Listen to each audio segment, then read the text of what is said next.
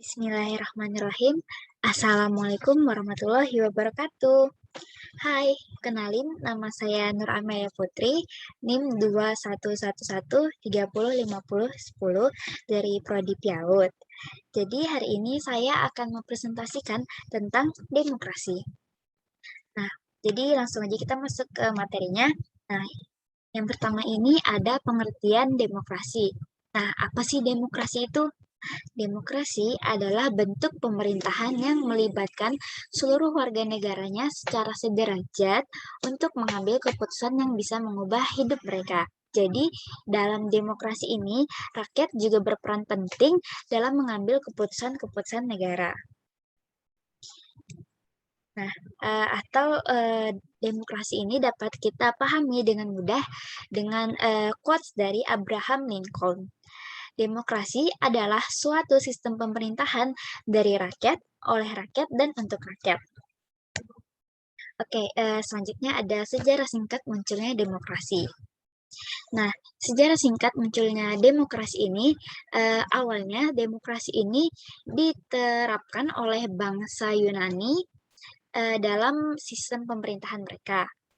Nah, mereka ini pelaksanaannya rakyat ikut serta secara langsung dalam mengambil keputusan sebuah negara.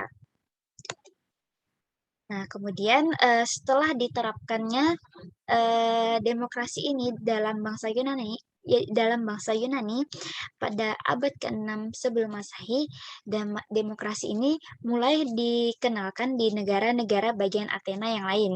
Nah, tokoh yang mengenalkan demokrasi ini adalah Cleisthenes. Oleh karena itu, beliau dikenal sebagai Bapak Demokrasi Athena.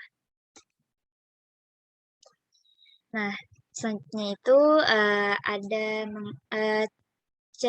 penerapan demokrasi di Athena. Nah, Athena sendiri menganut demokrasi secara langsung. Adapun ciri-cirinya yaitu memilih warga secara acak untuk mengisi jabatan. Jabatannya apa aja sih? Ada administrasi dan yudisial, serta majelis legislatif. Nah, selanjutnya ada tujuan demokrasi. Tujuannya sendiri yang pertama ada kebebasan berpendapat, menciptakan keamanan dan ketertiban, mendorong masyarakat aktif dalam pemerintahan, serta membatasi kekuasaan pemerintahan. Oke, selanjutnya itu ada demokrasi di Indonesia.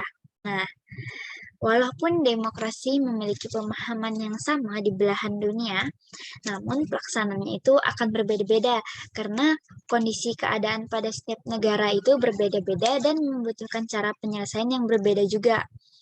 Nah, Indonesia sendiri saat ini menganut paham demokrasi Pancasila. Apa sih demokrasi Pancasila itu? Nah, demokrasi Pancasila ini merupakan demokrasi yang bersumber pada nilai-nilai sosial budaya bangsa serta berasaskan musyawarah mufakat dengan memprioritaskan kepentingan seluruh masyarakat atau warga negara seperti yang tercantum pada kelima sila Pancasila. Oke, selanjutnya itu jauh sebelum Indonesia menganut demokrasi Pancasila, tentunya Indonesia juga menganut demokrasi-demokrasi yang lain. Nah, kali ini kita akan bahas mengenai timeline demokrasi yang pernah dianut di Indonesia. Nah, yang pertama pada tahun 1950 sampai 1959 ada demokrasi parlementer. Yang kedua pada tahun 1959 sampai 1965 ada demokrasi terpimpin atau presidensial. Kemudian pada tahun 1965 sampai 1998 menganut demokrasi Pancasila, Orde Baru. Kemudian pada tahun 1998 sampai sekarang menganut demokrasi Pancasila. Nah, di sini kan kita lihat aja ada dua demokrasi Pancasila. Kenapa nggak dijadiin satu aja gitu dalam satu timeline? Nah, sebenarnya itu pada zaman pada zaman Orde Baru yaitu pada tahun 1965 sampai 1998 Demokrasi Pancasila ini penerapannya ada perilaku menyimpang, misalnya seperti ada uh, hilangnya kebebasan berpendapat atau hilangnya kebebasan pers, dan juga kita tidak leluasa dalam pemilihan umum. Nah, di demokrasi Pancasila yang sekarang ini yang kita anut itu memperbaiki penyimpangan-penyimpangan yang ada pada masa Orde Baru. Oke, selanjutnya, nah ini mengapa Indonesia mengubah demokrasinya? Nah, jawabannya yaitu kegagalan yang dialami oleh pemerintahan pada demokrasi tersebut menyebabkan bergantinya demokrasi di Indonesia hingga akhirnya Indonesia menggunakan demokrasi Pancasila.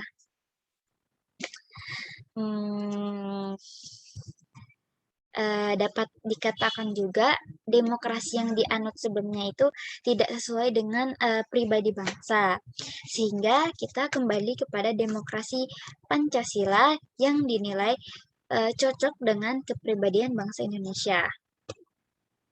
Oke, ini saja yang dapat saya sampaikan.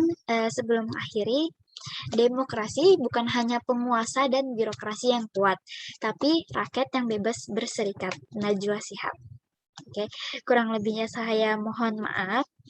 Wassalamualaikum warahmatullahi wabarakatuh. Terima kasih.